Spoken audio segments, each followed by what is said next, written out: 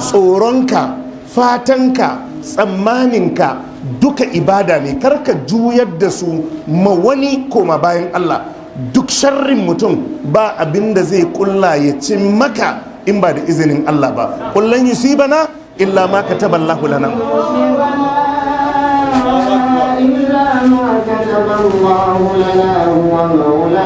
Duk abin da za a shirya Allah ya ce ba zai same ka ba sai abin da Allah ya nufi cewa zai same ka, domin Allah shine majibancinka. To tsoronka da fatanka da tsammaninka duka su koma zuwa ga Allah maɗaukakin sarki, domin dukansu ibada ne. Jama'a muna ji?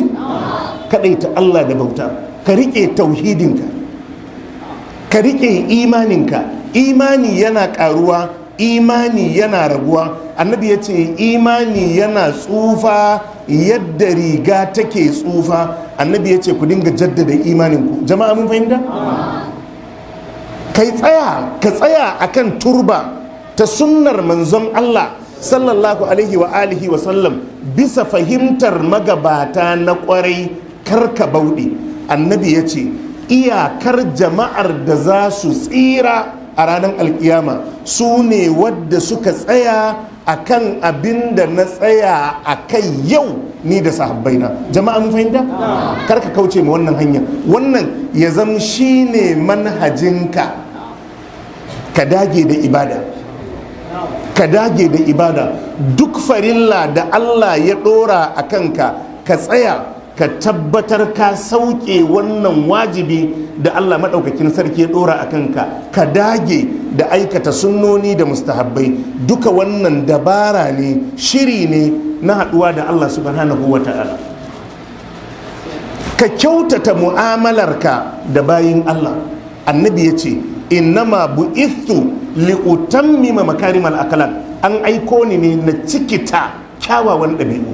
Karka zan mai munanan ɗabi'u, karka zan mai munanan halaye.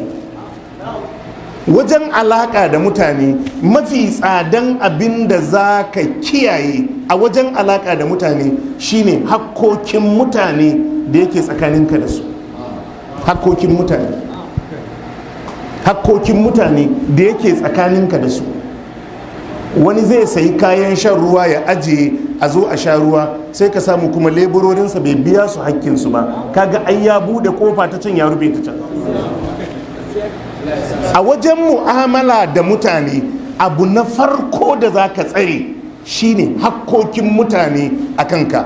A cikin mutane wadda ya fi kowa hakki a kanka shine uwa da uba.